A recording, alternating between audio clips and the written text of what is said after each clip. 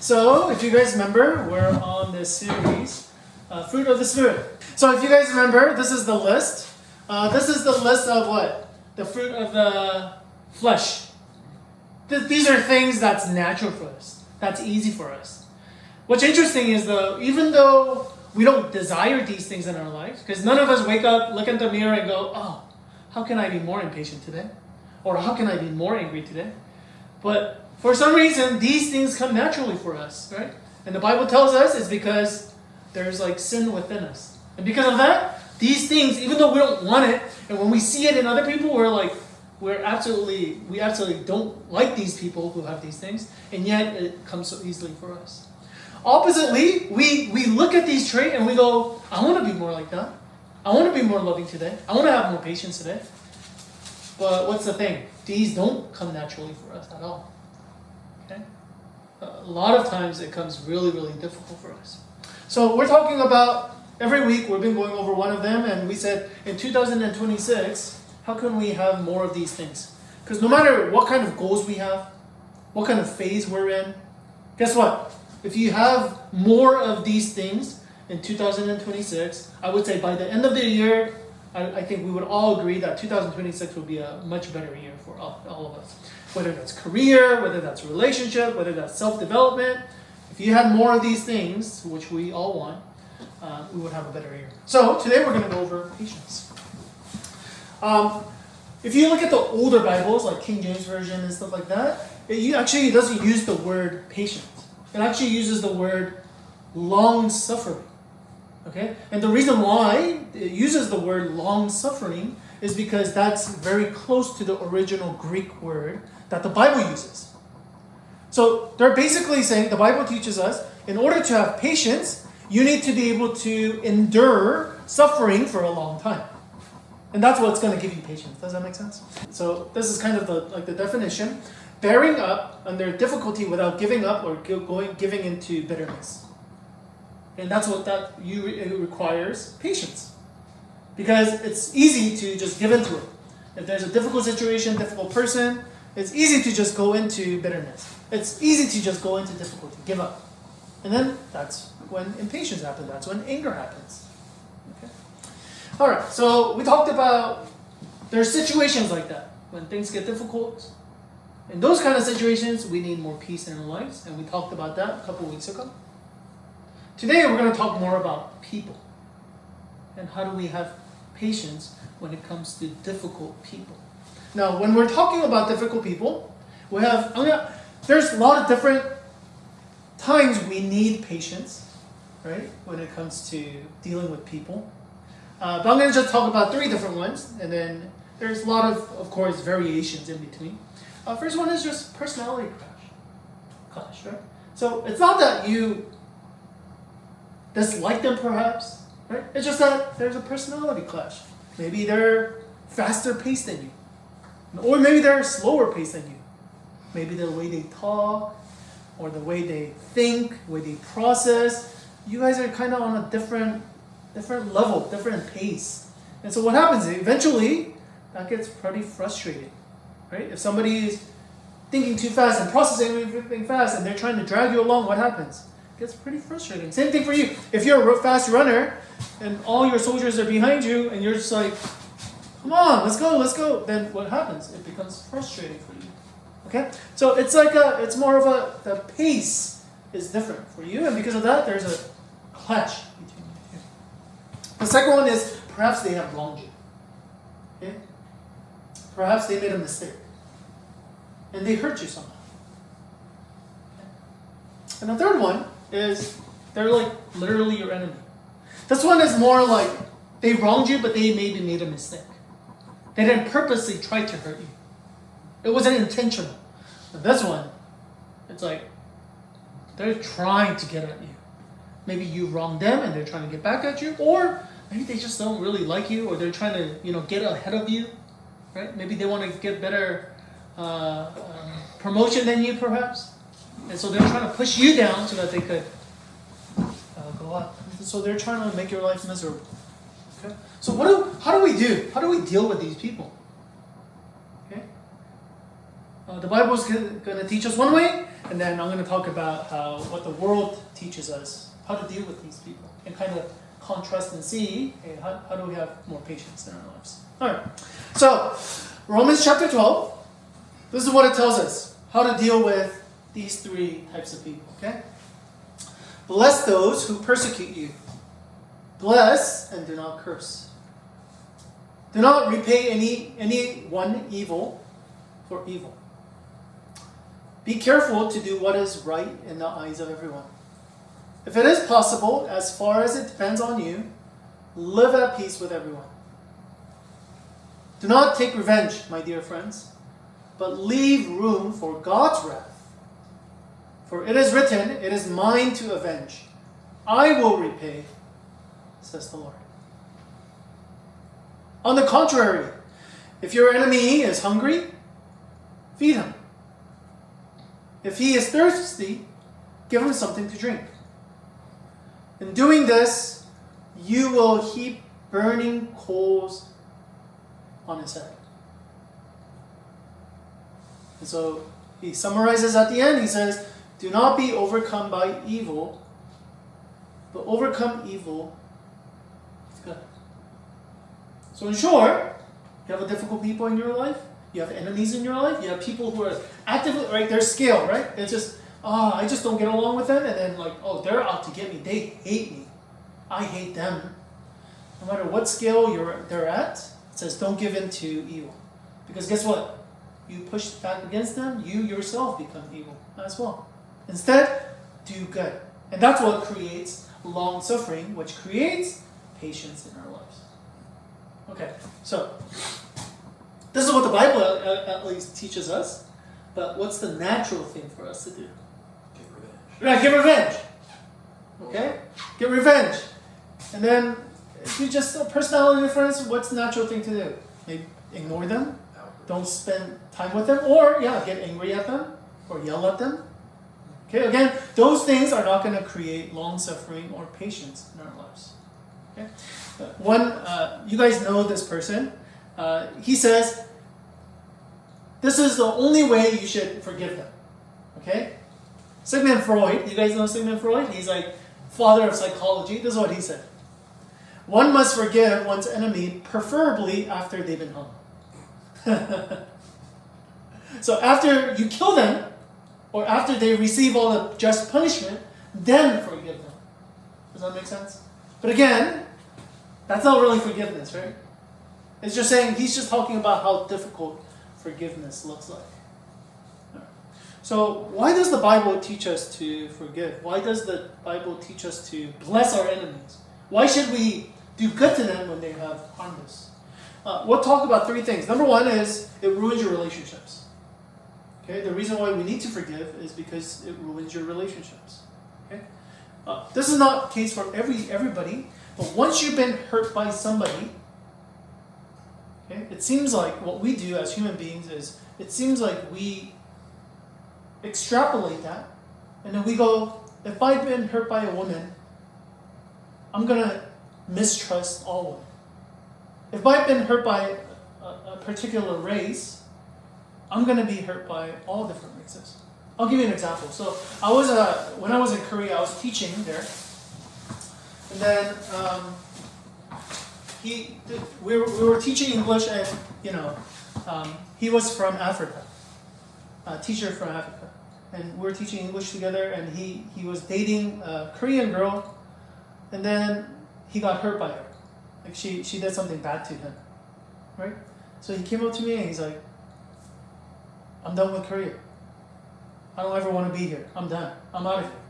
Okay. Which, understandable, right? Like you've been hurt by somebody, you're hurt, absolutely understandable. But what happens? Now he's like, I hate every single Korean. Okay? So what it does is, because your hate or your hurt towards somebody, it multiplies. And so what happens is, not does it only affect your personal relationship with that person, now that hate or that friction that you have with that relationship, it multiplies. And it affects other people that you have no issues with, starts creating issues for more and more and more and more. Does that make sense?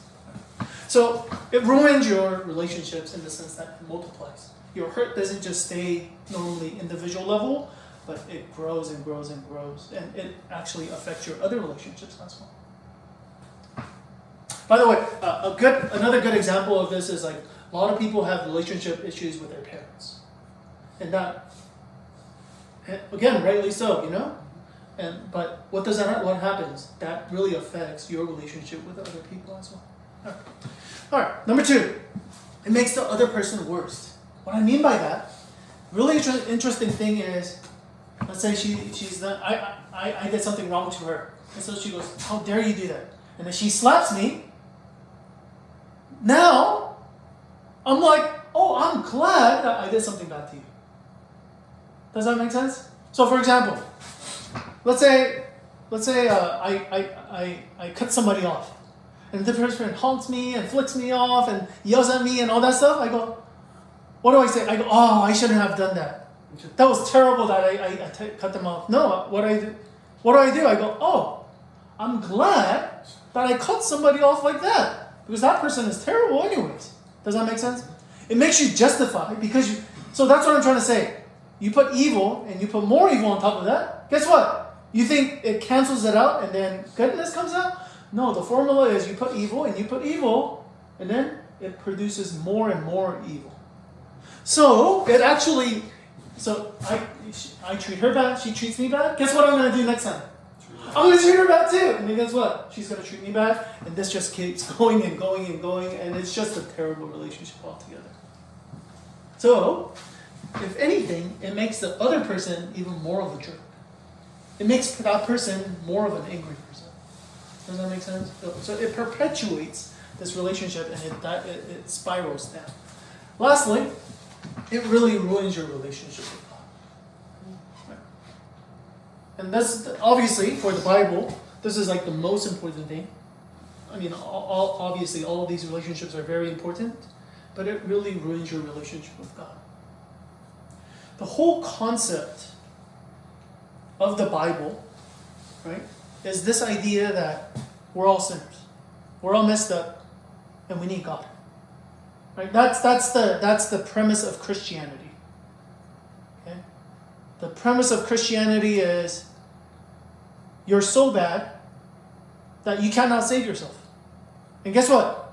You're not good enough so that somebody else had to come down to save you. That's Christianity. You're so weak, you're so evil, you're such a sinful person that somebody had to come down to save you. Okay? But when you become angry at somebody, when you become bitter towards somebody, when you become impatient towards somebody, you're basically saying, "I am better than this person." Okay? So, gospel says you're not good enough, but you, in anger, says, "I'm better than other people." Then what happens? This message that you receive, you go, "I'm better than other people, therefore I don't really need God either." So it cancels itself out. It's like me trying to lose weight, but I keep eating chocolate every single day. Then what happens? No matter how much I exercise, it doesn't matter, right? It's not going to be effective. And that's the same thing.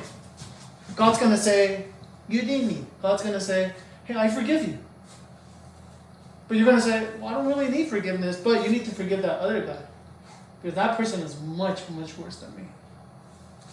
That's what bitterness and anger does. Right? It's, I don't really need it. I don't really need grace, but this person really does. All right. So really quickly, these are the 3 reasons why the Bible teaches us to forgive, because the Bible is all about loving others and loving God. And anger, bitterness really gets in the way of that. And so we need to learn to forgive. Now, that's much easier said than done, right? Yeah, we all know, yes, forgiveness is cool, forgiveness is right, but, well, to forgive, that's a different story. All right, the Bible is really practical when it comes to how to actually do it. So we're going to go over a couple of Bible verses really quickly to teach us practically, how do we forgive? And if you forget anything else, I hope you remember this. This will really help you to forgive other people. What does it say? Bless those who persecute you. Bless and not curse. Okay? In Matthew chapter 6, Sermon on the Mount, Jesus says something very similar. It says, pray for your enemies. Same thing. Bless those who persecute you. So, we all have people that we don't get along with. We all have people that have wronged us. We all have people, perhaps, probably more rare, but they're like intentionally trying to get to us.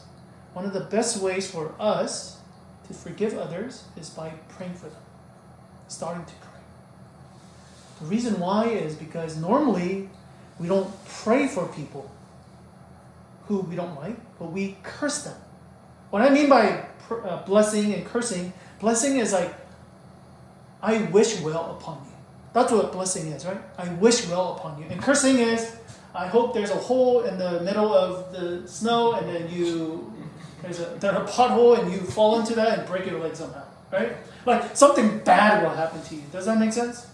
But when you start praying for those people instead of cursing them, because if you curse them and continue to curse them, guess what? You're going to have more hatred in your heart. But if you try to bless them instead and say, God, I don't think what they're doing is correct.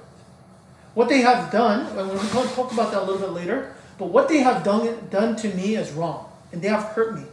But God, change their heart so they don't continue to do that. Does that make sense? So that's the starting process of forgiveness. I'm not saying that in itself is forgiveness, but that's the starting process of us really letting go of that hatred in our heart, bitterness in our heart. And it's crazy. I've been doing this, and I've been recommending this to a lot of different soldiers and a lot of different church members whenever they're dealing with like anger and bitterness. And this is really the key. This is really the starting point. Is starting to pray for them. All right. Second part. Do not repay anybody evil for evil, but it says, do not take revenge, my dear friends, but leave room for God's wrath. So you see that? You see that? It doesn't just say forgive and they're all good to go and everything's okay. Instead, I'm not going to be the judge. Okay? I'm not going to judge them. Leave room for God's wrath. So is there punishment? Yes. But who's the punisher? God. Not me. Let God judge. So there is still right and wrong. There is still people who have done wrong. We're not saying excuse them, everything's okay, everything is fine. We're not saying that. Right? Wrong is wrong. If they have sinned against you, that sin is wrong. That's not a good thing, right? But let God be the judge. Two things. The first one is because, number one, we don't know what they're going through. We don't know their situation. Okay? And so because of that, we can never rightly judge. Okay? We're never going to have the full picture to understand how to judge them correctly. But God does. God sees everything. For example, I'll give you an example of this. You know, like, whenever you guys come late to formation, right? There's a reason, right? Like, there's a story behind it. Well, like yesterday, the night before, this thing happened, or, like on my phone, this thing happened, and because of that, I came late. But what happens when your soldiers come late? It's that person's lazy. That person sucks, or that person is just, he's always. Does that make sense? What I'm trying to say is when it comes to our own story, we have reasons for our misactions or bad actions. But it's easy when we look at somebody else's action, we just label them. Oh, they're just lazy. Oh, they always just make that mistake. Does that kind of make sense? So we cannot fully judge people because there's always a context within people's actions. But God sees all of that. So we let God judge. Because He knows all. He sees all. He knows what is a fair punishment, what is not. Because oftentimes for us, we want to be fairly treated, right? But a lot of times when we enact justice upon other people, when we try to revenge other people, avenge other people, what happens? A lot of times we go way overboard. And so that's why in the Old Testament, right, really interestingly enough, God actually made like, hey, if somebody cuts off one arm, then what are you going to do? You cut off one arm as well. Because, and people go, oh, that's kind of weird. Why does the Bible say that? It's because what people would do is, you cut off one arm, I'm going to cut off your neck. That's what people do. Right? So God created a system in order for us to be fair so that we don't go overboard. But here in the New Testament, it just says, hey, let God do everything. To trust God. Trust that God knows what He's doing. That He's a good judge. We're not. So it's really telling us to get off the throne. And let God be God. On the contrary, if your enemy is hungry, feed him. If he's thirsty, give him something to drink. In doing this is really interesting. You will heap burning coals on his head. Okay, this is a really interesting Bible verse. Okay, this is one of those Bible verses where you go, huh? Doesn't really make sense. Okay? It's basically telling us to kill them with kindness. You know what that means? Okay, you are so kind to them that it stops them. So this reference, now again, this is a reference, it's like an old reference that we have a hard time understanding, but imagine if somebody is trying to like climb up a castle, right? What's the best thing to do? If somebody's, obviously like shoot arrow at them, but another thing is like you pour something hot, then what happens? That's going to prevent them from climbing up. Okay? So it's actually telling us that, again, when we forgive, it doesn't mean that we just allow them to continue to do those bad actions. It doesn't just mean, okay, you just keep doing whatever you want, you're not going to hurt me, I'm a Christian, so I always forgive anyways, right? So you run all over me and do whatever you want. That's not what it's saying, right? We stop their action. It's not okay. So we can set boundaries. And we can say that's not okay. And yet, it also tells us, but if it is possible, as far as it depends on you, live at peace with everyone. So you still try to maintain relationship with them. But you also go, there are certain things that you cannot do. You cannot continue to hurt me. So there's boundaries. There's consequences for your actions. Okay? So the Bible is very, very reasonable when it comes to these things. It doesn't just tell us, all right, if they keep messing up and they keep hurting you over and over, oh, keep letting them hurt you. No, that's not what it's talking about. Okay? There are limits. Okay? You stop somebody from doing evil. But as best as you can, you try to retain that relationship. But if they don't want to, then there's nothing you can do. All right. So again, it's very practical. Number one, once again, is pray for your enemies. Number two is you not be the judge, but let God be the judge. So God's the ultimate judge. So let us get off the throne and let God be on the throne. And lastly is kill them with kindness. You will continue to be kind to them. You continue to keep boundaries so that their sin or their badness doesn't continue. We don't want to enable those actions. One of the things that Romans talks about, so you see this is Romans chapter 12, okay, verse 20 and things like that. But Paul really tells us, beginning of Romans chapter 1, it says, therefore I urge you, brothers and sisters, in view of God's mercy.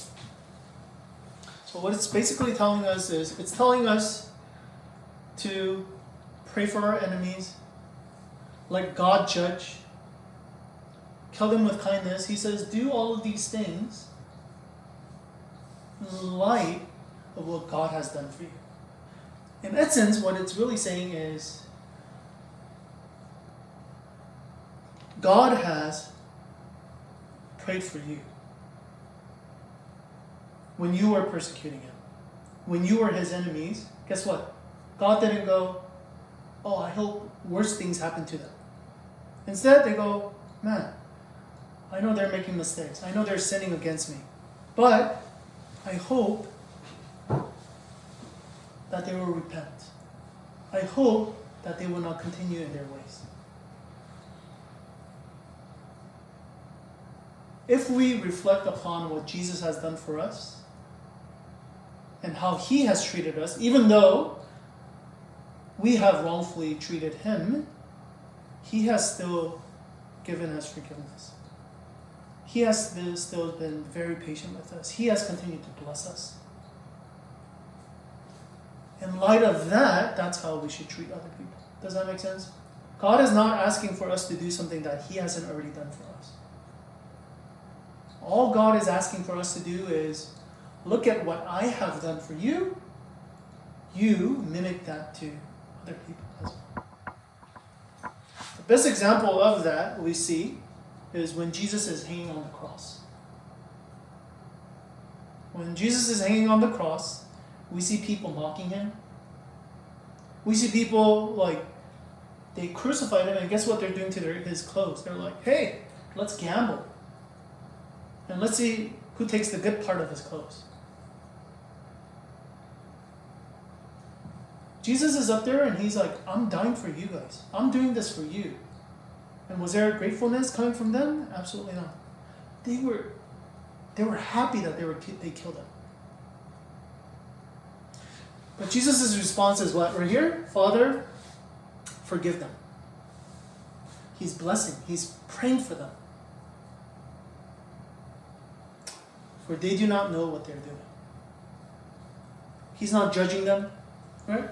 He's not saying, this is okay, everything's fine. No, Father, forgive them. I wish well upon them. And guess what? That's the prayer that Jesus is praying for each and every one of us. Every single day. Forgive them. For they don't know what they're doing. And Jesus is asking us to pray that same prayer for our enemies. For people that we don't get along with. People who have wronged us. And that is what's going to give us long suffering. That is what's going to give us patience. When we leave it up to God to judge instead. When we let go of bitterness and when we could forgive, just as Jesus has forgiven us.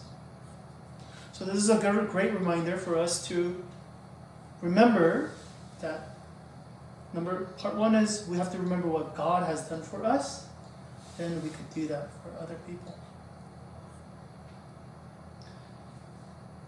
2026, I pray that all of us, every single one of us, including myself, we could have more patience in our lives. And that's only going to happen if we're able to be long-suffering. And the only way we're going to be long-suffering is if we are continuing to reflect upon how Jesus long-suffered with us. I hope that it was a good reminder for you to think about how Jesus has been patient with us so that you could be more patient this week, this month, and the rest of the year.